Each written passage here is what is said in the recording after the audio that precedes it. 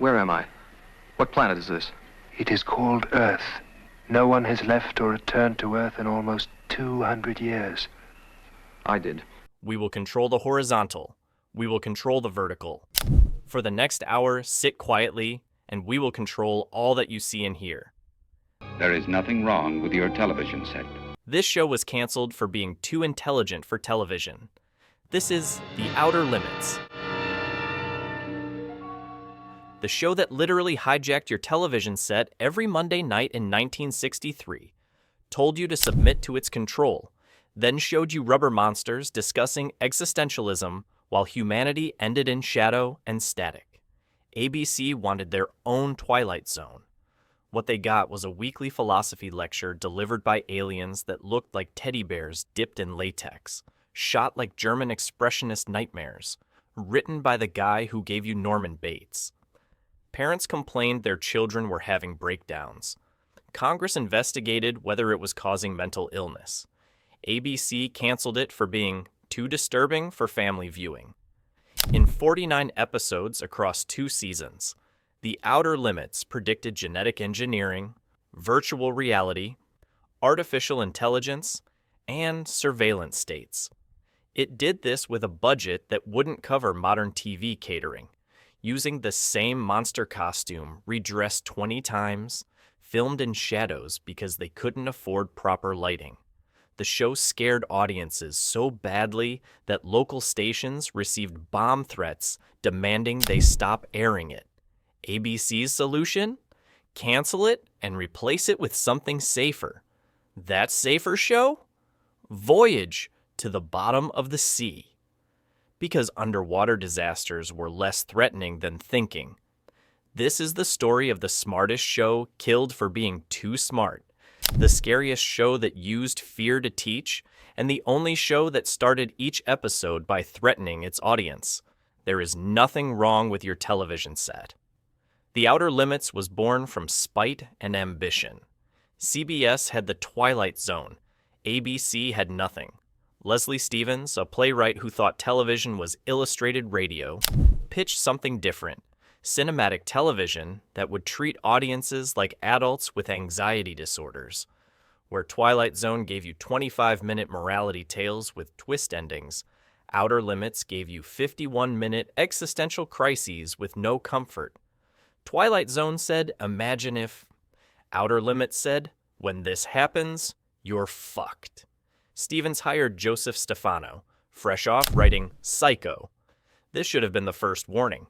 The man who created the shower scene was now creating weekly television. Stefano's approach? Every episode should feel like the last thing you watch before dying. The budget was insane for 1963. $150,000 per episode when most shows cost $30,000. Where did the money go? Not to monster costumes. Those were recycled garbage bags and carpet samples. It went to cinematography.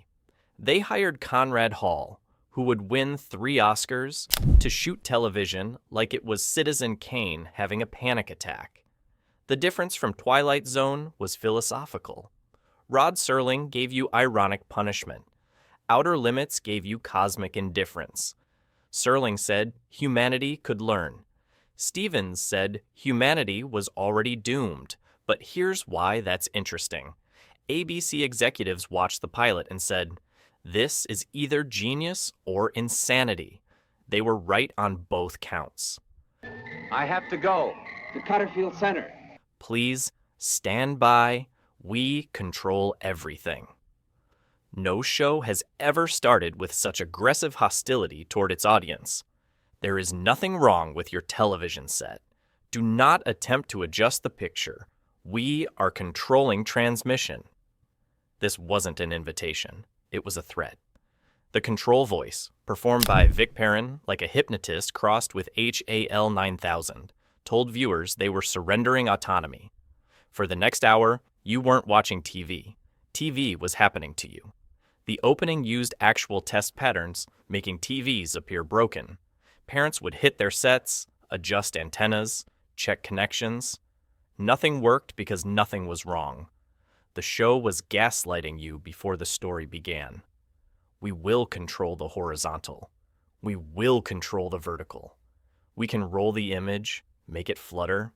We can change the focus to a soft blur or sharpen it to crystal clarity. Children hid behind couches.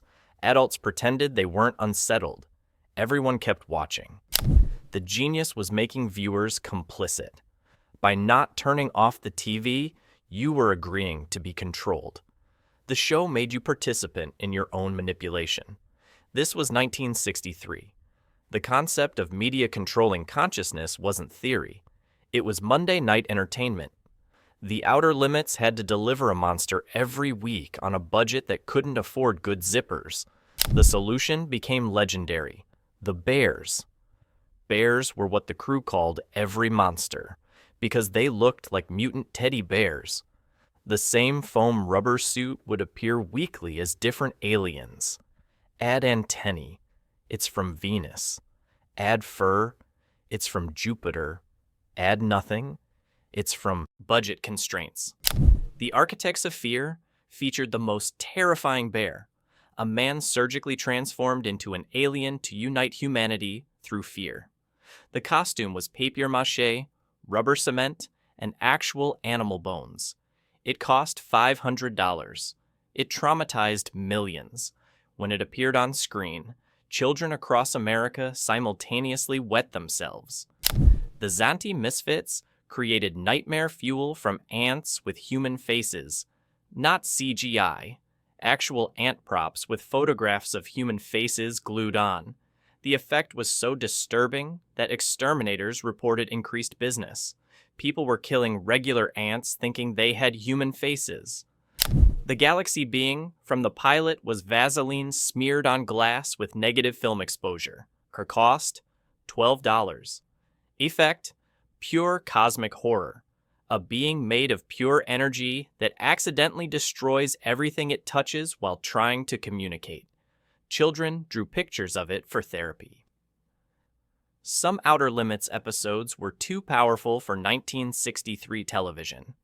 They broke rules that didn't exist yet. Demon with a Glass Hand had Harlan Ellison writing what James Cameron would later accidentally steal for Terminator. Robert Culp plays a man with a glass hand containing humanity's future, chased through empty buildings by aliens. The twist? He's a robot programmed to think he's human, carrying the entire human race as data in his chest. Ellison sued Cameron decades later and won. The Architects of Fear showed a scientist transformed into a monster to fake an alien invasion. The plan? Unite humanity against external threat. The result? He's shot by hunters, dies in his wife's arms, unable to speak through his monster mouth. She recognizes him by his eyes. Congress called this psychological warfare against children. Nightmare was torture porn before the term existed. Aliens torture POWs to study human breaking points. For 51 minutes, you watch men psychologically destroyed. The twist? It's all military training. The deeper twist? The aliens are real and watching the training. Networks wouldn't rerun it for decades. The Sixth Finger evolved David McCallum into superintelligence, then devolved him back. The middle section, where he's too smart to care about humanity, was pure existential horror. His dismissal of human concerns while developing godlike powers predicted every AI apocalypse scenario. The Bolero Shield gave us an alien that bleeds light and dies trying to help. The wife kills it for its technology. The shield traps her forever. She dies looking at her husband through impenetrable barriers she created from murder. This was Family Hour television. Conrad Hall shot The Outer Limits like every frame was a German expressionist painting having a nervous breakdown. The lighting came from below, creating shadows on faces that suggested inner darkness. Corridors stretched into infinity using forced perspective. Rooms tilted 30 degrees without explanation. This was television that looked physically ill. Hall used depth of field tricks nobody attempted on TV. Foreground objects would be razor sharp while backgrounds dissolved into nightmare haze. Faces would shift from clarity to blur mid-sentence. The camera would follow what characters feared, not what they saw. The black and white photography was weaponized. While other shows were moving to color, Outer Limits used monochrome like a scalpel. Blacks so deep they seemed to eat light. Whites so harsh they hurt to watch. Gray areas that suggested moral complexity literally through grayscale. Dutch angles appeared before Batman made them camp. But where Batman tilted for fun, Outer Limits tilted to induce vertigo. Scenes would gradually rotate until viewers felt seasick. The world was literally askew, and you felt it physically. Hall went on to win Oscars for Butch Cassidy, American Beauty, and Road to Perdition. He learned how to film death by shooting rubber monsters for television. The Outer Limits writer's room was a psychiatric ward with typewriters. Joseph Stefano brought psychoanalysis to science fiction. Every episode was therapy through trauma. His scripts included actual psychiatric terminology. Aliens would discuss transference, projection, and ego death. Monsters represented repressed IDs. This was Freud with ray guns. Harlan Ellison wrote 2 episodes that redefined science fiction television. Soldier had Michael Ansara as future warrior trapped in present, speaking invented future language. Tim Burton paid Ellison for accidentally stealing it for Terminator. Demon with a glass hand created the robot thinking it's human trope every sci-fi uses now. Meyer Dolinsky specialized in emotional devastation. His episodes ended with characters realizing they'd destroyed what they loved.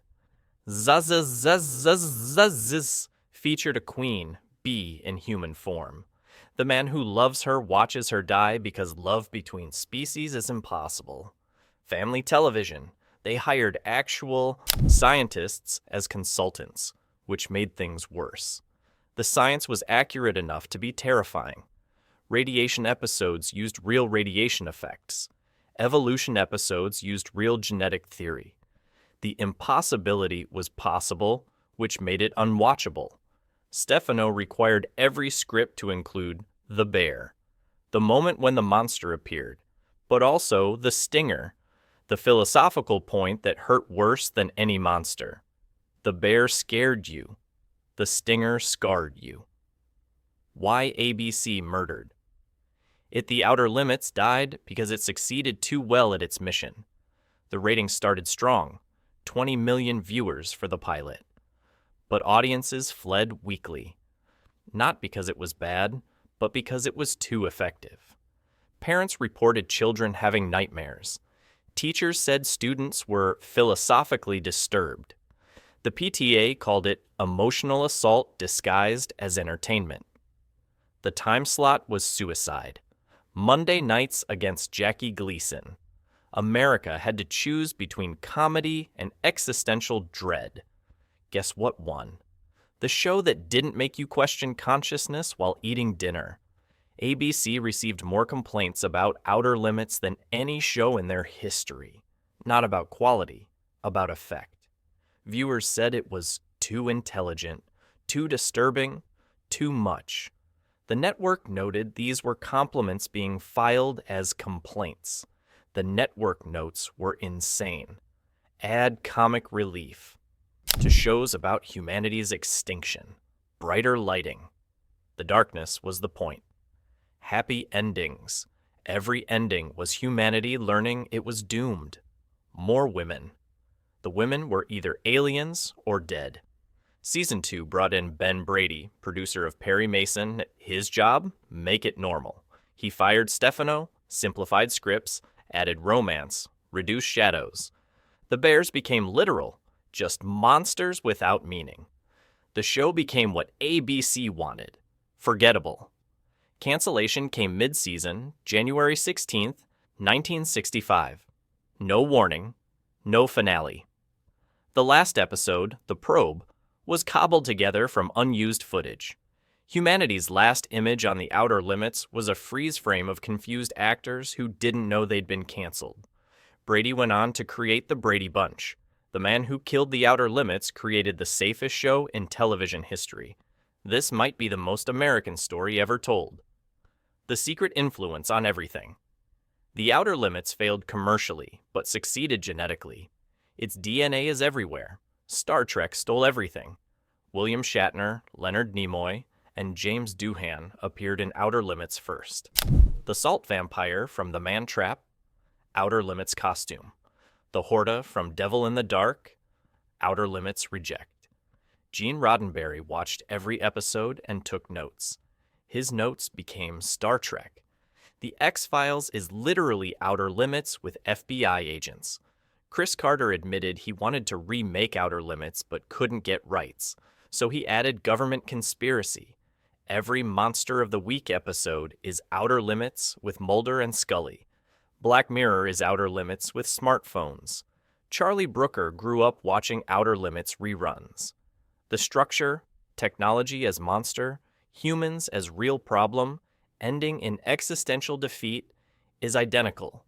San Junipero is the sixth finger with uploading instead of evolution. James Cameron watched Demon with a Glass Hand and Soldier repeatedly. Terminator is both episodes combined with time travel.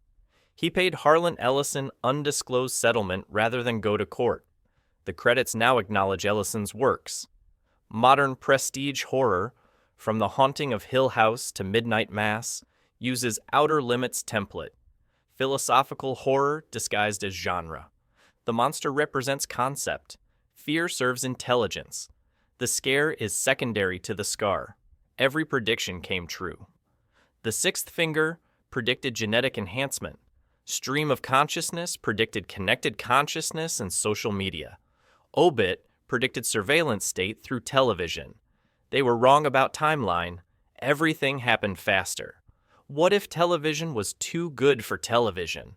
The Outer Limits proved you could make art from garbage bags and philosophy, then got canceled for succeeding. What show was killed for being too intelligent? Because somewhere in the static between channels, the control voice is still broadcasting, still controlling transmission, still warning us about futures that already happened. There is nothing wrong with your television set. There's something wrong with television.